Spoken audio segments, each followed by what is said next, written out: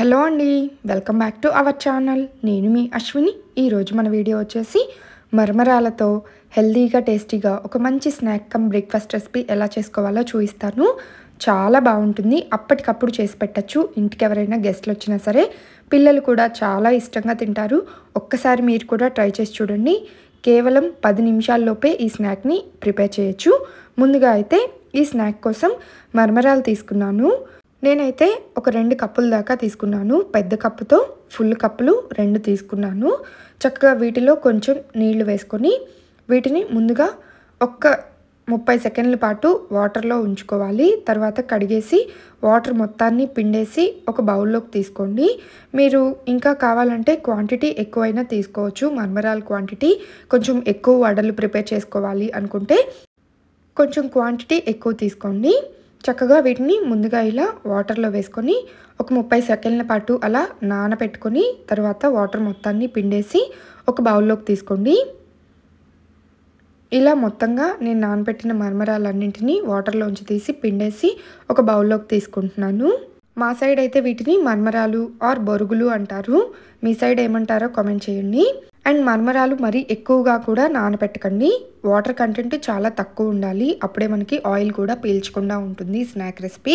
తర్వాత ఇందులో కట్ చేసుకున్న ఉల్లిపాయ ముక్కలు, పచ్చిమిర్చి ముక్కలు అండ్ కొంచెం కొత్తిమీర తరుగు, కరివేపాకు తరుగు, రుచికి తగ్గట్లుగా ఉప్పు, ఒక 1/2 స్పూన్ దాకా గరం మసాలా పొడి, ఒక 1 స్పూన్ ధనియా జీరా పౌడర్, ఒక 1/2 స్పూన్ కారం, ఒక 1/2 స్పూన్ అల్లం వెల్లుల్లి పేస్ట్, ఒక 3 స్పూన్లు దాకా శనగపిండి అండ్ ఒక 2 స్పూన్లు దాకా పొడి బియ్యం పిండి వేస్తున్నాను. మీ దగ్గర లేకపోతే మైదా అయినా వేసుకోవచ్చు.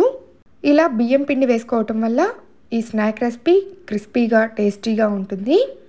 చూసారు కదా, ఇప్పుడు ఇవన్నీ ఇందులో బాగా కలిసేంత వరకు కలుపుకోవాలి.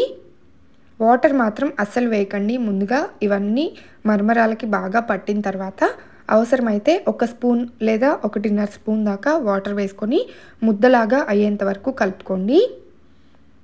చూసారు కదా, నేనైతే ఒక 1.5 స్పూన్ దాకా వాటర్ వేసుకున్నాను. ఆ తర్వాత నాకు ముద్దలాగా వచ్చేసింది.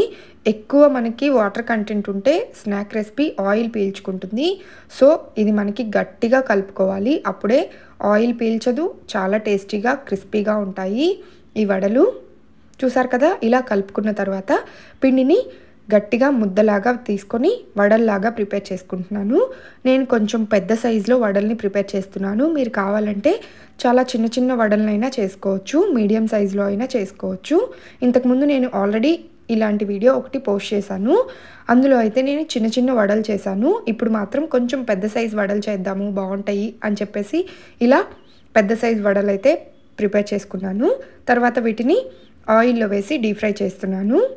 ఆయిల్ బాగా వేడైన తర్వాత స్టవ్ని మీడియం ఫ్లేమ్లో పెట్టుకొని ఈ వడల్ని ఆయిల్లో వేసుకొని ఫ్రై చేసుకోండి.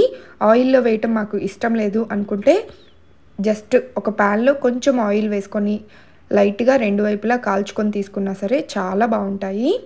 చూసారు కదా, ఇలా ఆయిల్లో ఒకవైపు ఫ్రై అయిపోయిన తర్వాత రెండో వైపు టర్న్ చేసుకుంటూ ఇవి క్రిస్పీగా గోల్డెన్ బ్రౌన్ కలర్లో ఫ్రై అయ్యేంత వరకు ఫ్రై చేసుకోండి. ఇలా ఫ్రై అయిపోయిన తర్వాత వీటిని ఆయిల్లోంచి తీసేసి ఒక పేపర్ నాప్కిన్ ప్లేట్లోకి తీసుకొని వేడివేడిగా సర్వ్ చేసుకున్నారంటే అద్భుతంగా ఉంటాయి. చాలా అంటే చాలా టేస్టీగా ఉంటాయి. ఇంటికి వచ్చిన గెస్ట్లకి ఈసారి కొత్తగా ఏదైనా రెసిపీ చేసి పెట్టాలంటే ఇలా చిటికెలో అయిపోయే ఈ మరమరాల వడలు చేసి పెట్టండి. చాలా ఇష్టంగా తింటారు. మళ్ళీ మళ్ళీ అడిగి మరీ చేయించుకుంటారు. మళ్ళీ ఈ రెసిపీ తినాలనిపిస్తే మీ దగ్గరికి వచ్చే అడిగేంత టేస్టీగా ఉంటాయి. తప్పకుండా ఒక్కసారి ట్రై చేయండి. పిల్లలు కూడా ఇష్టంగా తింటారు. స్నాక్స్ బాక్స్లో పెట్టివ్వడానికి కూడా చాలా బాగుంటాయి.